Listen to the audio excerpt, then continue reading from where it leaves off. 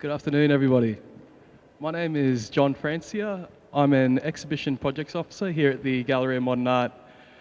Today we have the pleasure of an uncle of mine, Milton Walit, and we'll be discussing our dance technique from Saibai Island and the difference in it to the other islands around the Torres Strait. So thank you for joining us today, Uncle. Just as a bit of a background, the island that our background is Saibai Island. For those of you that are unfamiliar, it's one of the most northern islands in the Torres Strait. It's about 4 to 5 k's from PNG, so it's about as far north as you can get.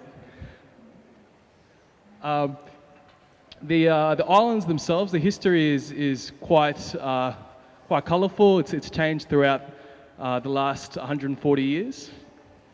Today, being the 7th of July, is the anniversary of the landing of the London Missionary Society. And just as a bit of a background, Uncle, what sort of change would you say went throughout the islands with the landing of these missionaries? Seungapa Kapukut. Good afternoon. The change on Torres Strait, 1871, was a doubtful mind on the islanders themselves, especially Saibai,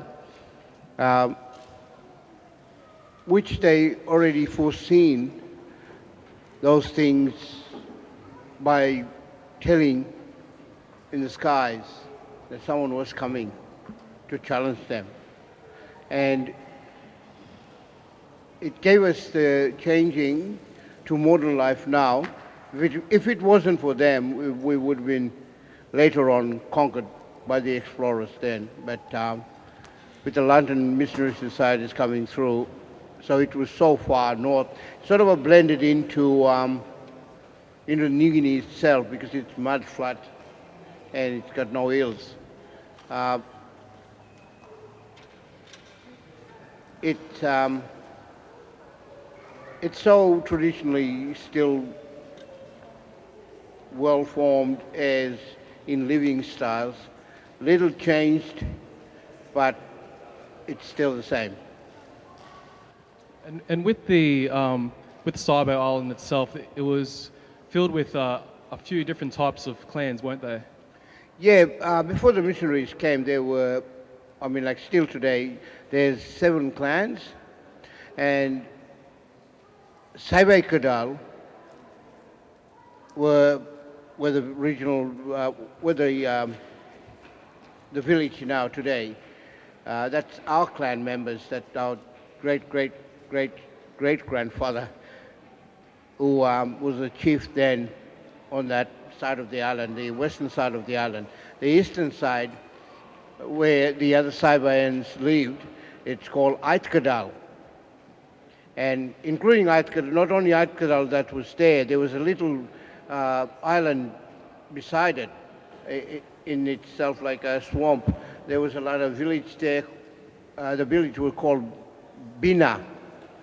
The other tribes that lived there were Suibaidam, Burum. Burum means pig. In Saibai Kodhal, there was Saibai Kodhal itself, Daibao or Daim. Daim is a special vine that grows around the island. And then you had Snake clan. Then you had Shark clan. And then you had Emu clan. But when the missionaries came, because Kebesu, that's our ancestor, the chief at the time, told Baira to go to Ait Kodhal and bring them back. Because the engagement with there was protected territorial waters around Saibai itself, because we deal with fishing and picking up shells for trading purposes. And he told them to go, come back, move back to Saibai village itself, because there was so many of them. There was only 3 tribes that lived at the time. So there was a bit of a conflict until later on they moved back to Saibai and made a settlement now. When they first came to Saibai village, they were established at Mauba. That's where our great-great-great-great-grandfather had his tribe there.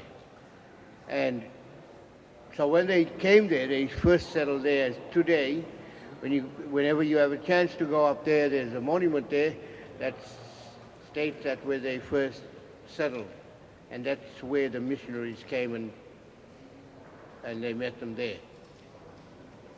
So today being the 140th anniversary to this day of that landing, the coming to the light is something which is termed because of this shift or transition from old customs to the beginning of this new European influence. And a part of that influence, I guess, was something, the dancing component, which changed throughout this transition to modern times. In terms of describing what sort of traditional outfits were used for ceremony and for dance purposes, how would you describe them? It changed rapidly through, because the missionaries had the Samoans with them as an interpretation of language and all that, because us islanders didn't understand Europeans at the time. We think that they were ghosts. That's why we call them in our language Markai, which had our ancestors returned to us. But dancing-wise, that we didn't stomp like we stomp today. It's a contemporary. And before, what we call pipi, which means that we chant with drums and we celebrate whatever food we gather or won a victory on something.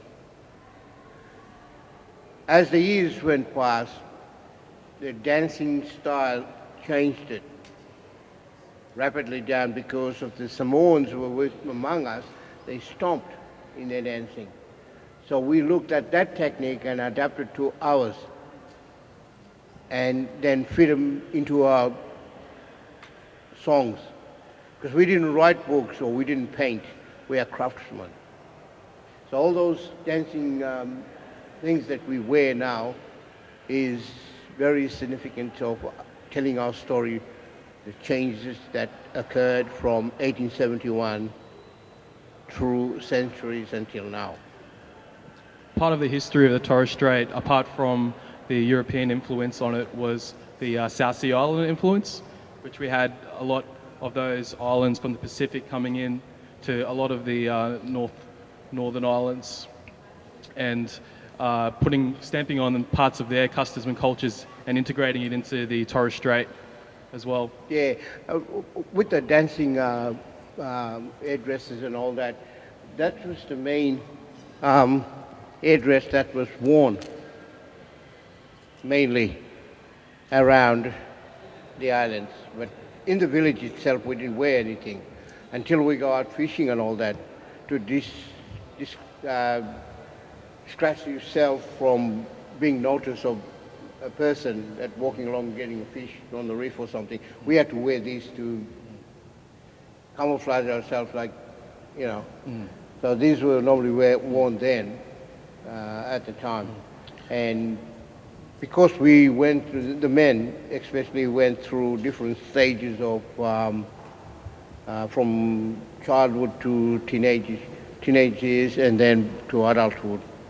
And these were sort of passed down as in your age group. It's interesting that you're showing this here, Uncle. This is what's the traditional term for that type of headdress? What's the traditional term for this type of headdress? Samu. Samu. And This thing on the Samu itself, it's called sagaya. But normally this was carved out of a bone. And it's also used as a knife or a weapon. Because we were custodians of the reef itself around the islands that we protected. And each tribe had their own reef. But to get a fish from you, I have to come and sit down with you and ask if I can get it. So I don't, yeah, still today it's still happening. We just don't go into other person's property. We like to give, but we can't take.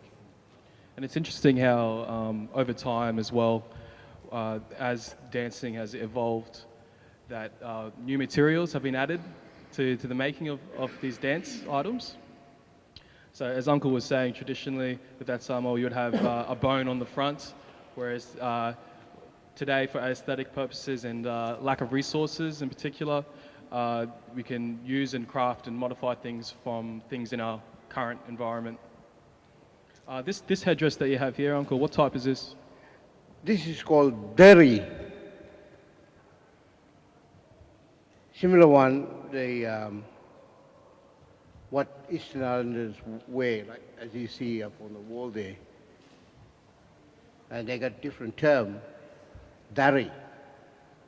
But this one called derry, where they also used as a special eye ritual performances when the chief engaged in that purpose of ceremony. They had to wear these.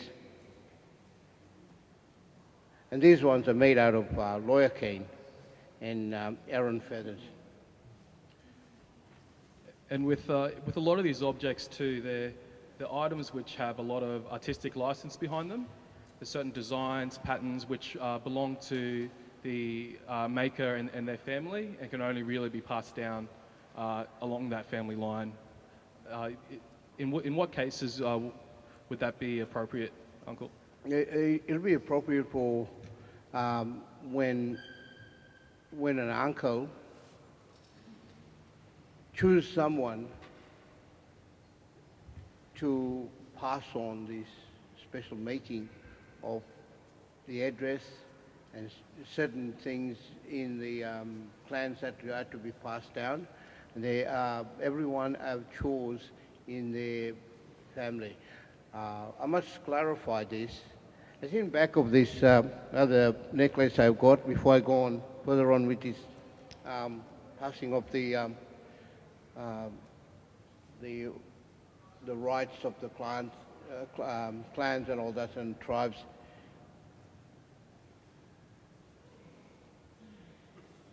In back of this necklace, you can see the triangle turned upside down. And that's so meaningful for us. And people will say, oh, it's just artistic work. But it's not. That's how the tribes sit in Saibai itself. The triangle is turned upside down. On top here, that's where all the chiefs sit. We don't class them as elders. They're chief warriors. In the middle, a spokesperson. The person that gets nominated by this group here, the chief group, is like a messenger in between the chiefs and the community, and the rest down here, the modern government sit in our place. You come to us, we please you, you gather the information what you want, see you later, kind of thing. But it still stands in that way. No woman plays in this role. Women and children sit down here beside the government. They don't sit up here. No woman can make decisions in our clans. And still today, they can't. When we sit as a sitting posture in our tribe order or chief's order, if I was a chief, I'll be sitting there, facing away from the spokesperson. And that's the community. And he'll talk to you. He doesn't talk directly to me. at all. So this thing's still current. Though we work in government time, but those protocols are still up to date. And with passing of different things, like especially address, you have one member in the family that will get chosen by the top rank people. And he'll be judged by them. And later on, as the big saying goes in Saibai itself, culture never dies until you shut up and close your eyes. In other words, you're 6 feet under. There's no excuse of saying, oh, I can't do it today because I wanted to go here, watch football or something. No, you have to do your duties. So that's how these things are passed down. And then that special person then passes it down to his nephews. And it's just passed down onto men. And women have their rituals, which I can't speak. It's a taboo to me, and it's not my role to speak. Yep. So one thing that I've had the pleasure of being involved with you and a few of the other uncles and with my brothers is forming and continuing on the tradition of the Koranga Saibai Kodhal dance troupe. So behind us you can see a few shots that were taken last Sunday, for the Torres Strait Islands celebration festival that we held here just outside. Uncle, could you just talk through some of the outfit and just clarify for people what the terms are for each sort of element, and also, I guess, as you were saying, some of the protocol in passing down elements of that costume that has to be followed? Yeah, as you mature through the age, through my eyes, we see, and the knowledge that nephew gained. I won't speak too much about it, but I'll just give you brief examples, especially the similarities of the headdresses that we wore. I'm wearing samu, which means that I sit up there with the chiefs. Now, I'm 50, and by then, in olden days, my nose would have been pierced to mark me in that Commonwealth chambers, you might say. Because the other boys are wearing a different headdress to that, which they are not ready to wear that one yet until we make decisions when he's going to wear it. So it's passed up through the age groups, and even because we're wearing contemporary colors. Red and white is Koranga color. That's contemporary one. Green, yellow, and blue. That's Untitled Chapter. Because of our auntie, Amma means mother. John's grandmother come from Untitled Chapter, which that colors we wear on that. The Kodhal term, that translates as a crocodile. and Koranga? Koranga is a sea eagle. And you have to get trained over the years, like practicing how to use the headdresses. And when the Torres Strait Islanders engaged into pulling laga, they used to dive for pearls and all that.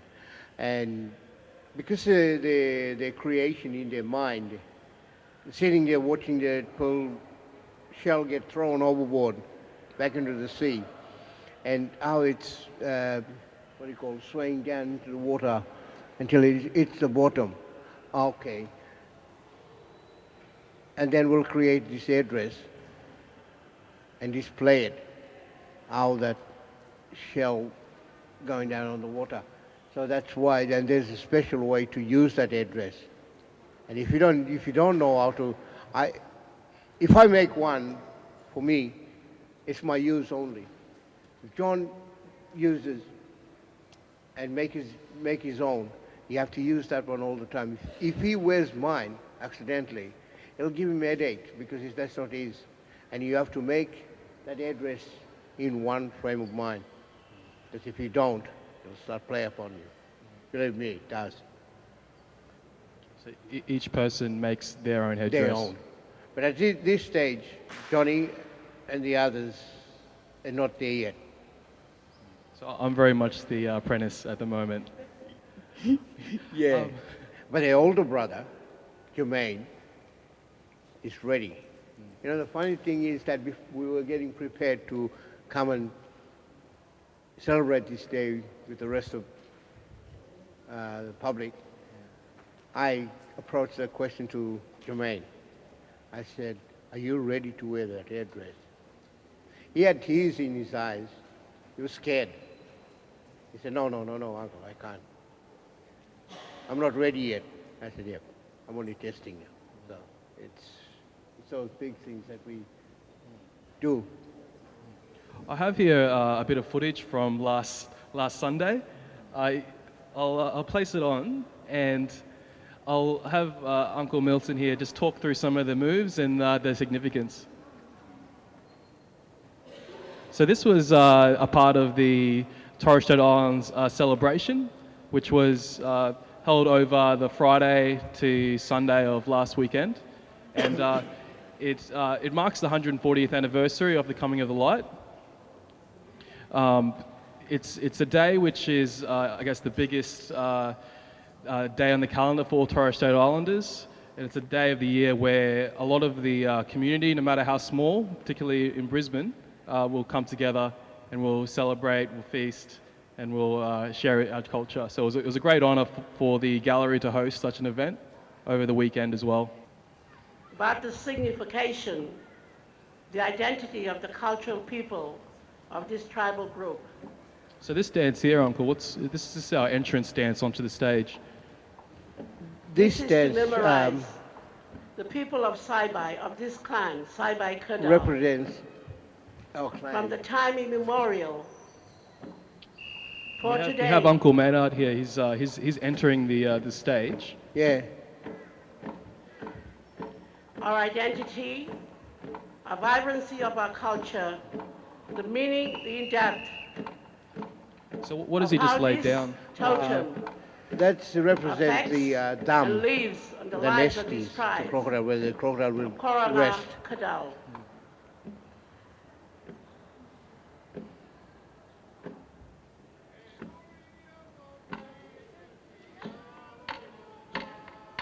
This song was made for myth and legends. The village had the pet crocodile, and every morning they used to go out, the children, to get some fish from the reef.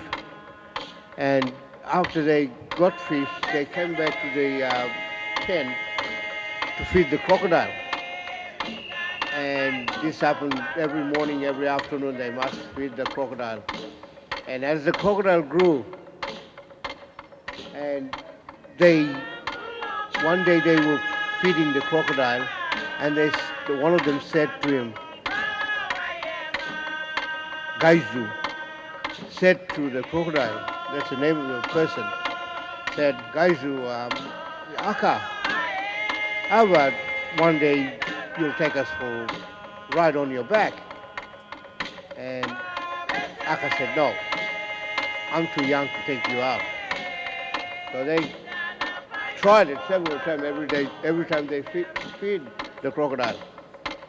The next time they came, the guy just said the same thing again. Aka, just today we'll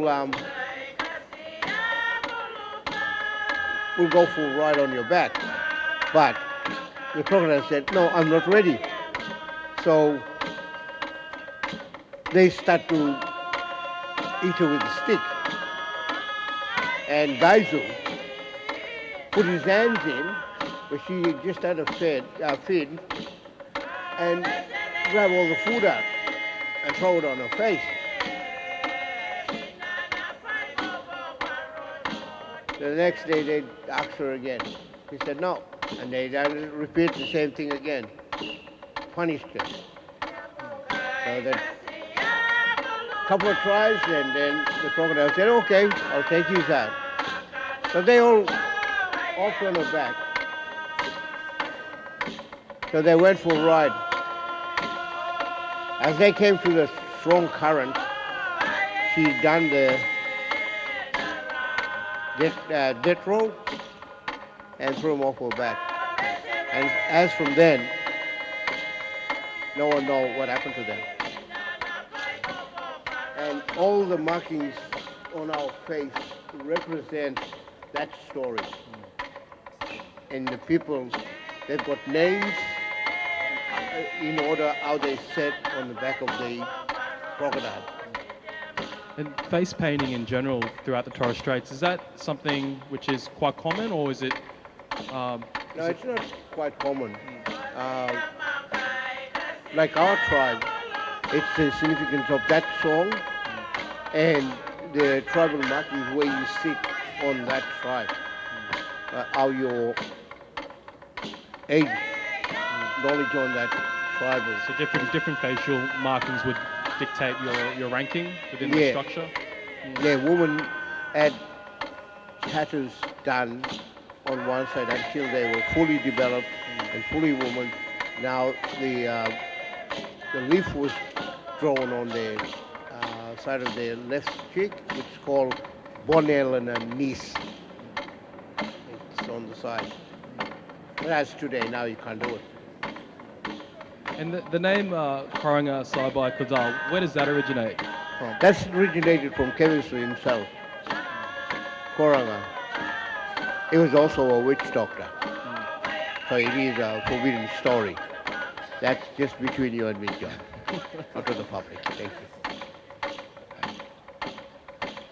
So this next dance, what's this one called? It's about another totem, emu. We call it Samu. This song is chanted for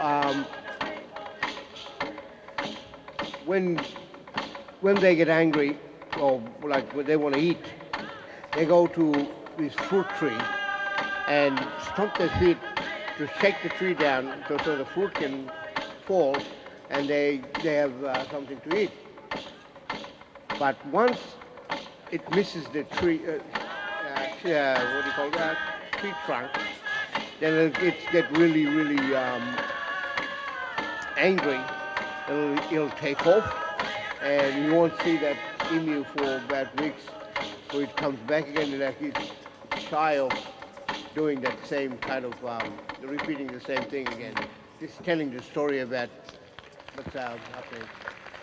So for those first two songs, we used a certain type of just instrument as well. What would you classify that as, and what is it made of?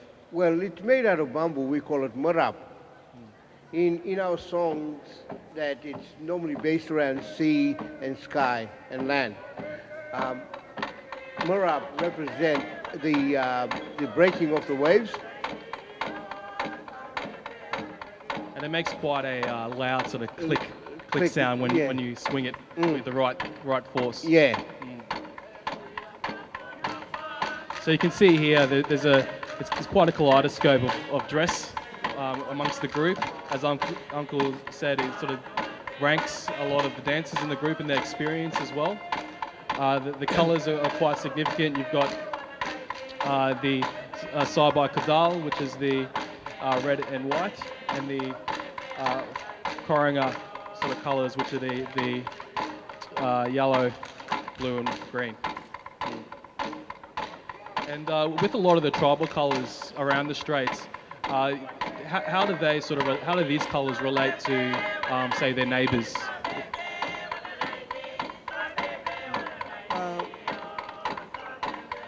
I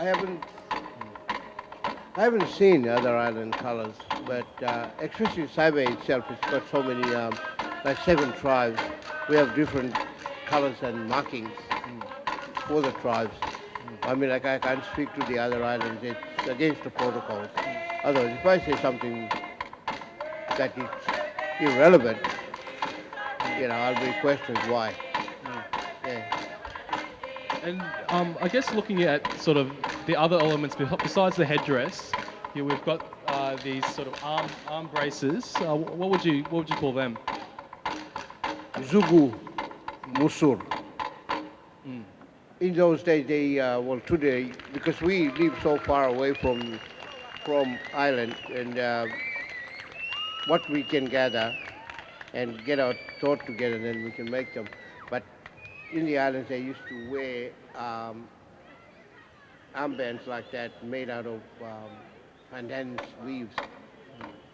But here, like say for instance down at Gold Coast, they had saltwater ones, but these ones were right next to the creek and all that. They were soft to weave, and the mats, because they like to Ladies decorate and gentlemen, themselves boys and girls, when they wore them. as we come to the At conclusion of Saibai our itself, item they this morning, wore them for different last song ranking we are singing of their tribal knowledge and all is in that. the memory of this Either wear them totem or and for the people of this wear tribe one that have to start. composed And once you many wear dances. two, you up that rank again. So, yeah.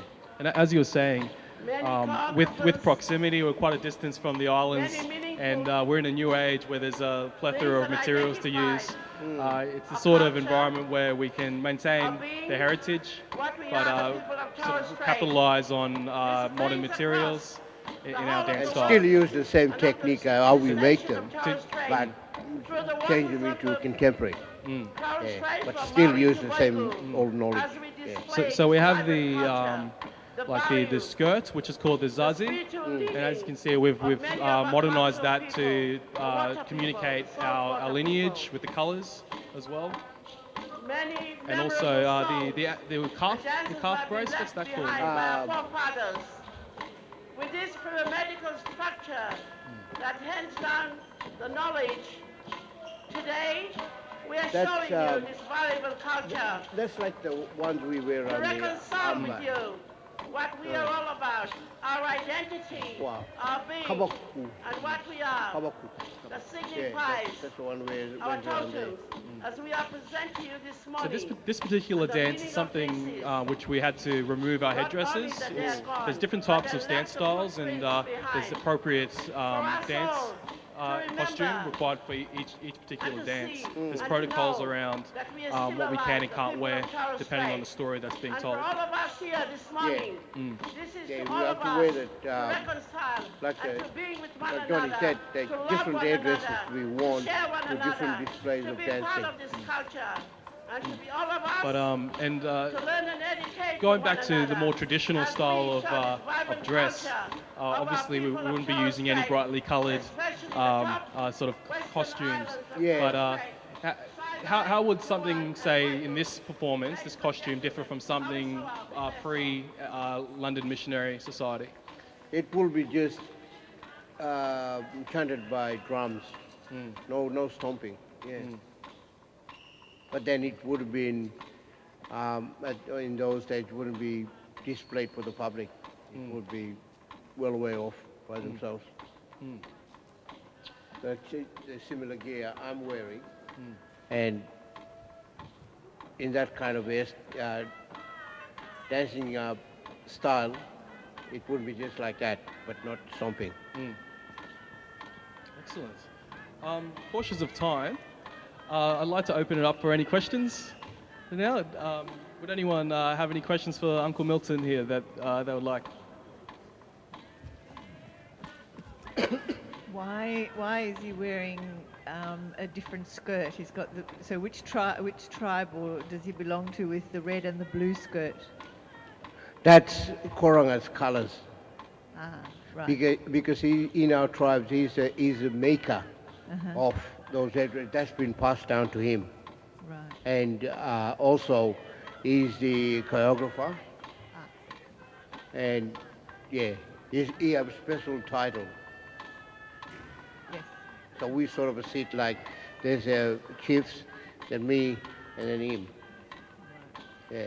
And just one more question. Those that headdress. Yes. what are the feathers from? Are they cassowary feathers? Cassowary. Yeah. Thank you. Yeah. Thank you. Anybody else? Well, Uncle Milton, I'd like to thank you very much for coming in and participating and answering some of our questions. It's a real eye-opener for some people as to the rich history of the Torres Strait and sharing your knowledge in Saibai customs as well. Yeah, well, Johnny, thank you very much, and those guys here that listened, and it's always been a great pleasure to promote Torres Strait Islander culture as we were eaten under the legislation, and we weren't known, and then this year, 2011, have highlighted Torres Strait, and I'm very, very proud to be a Torres Strait Islander. Lake me eso. Thank you.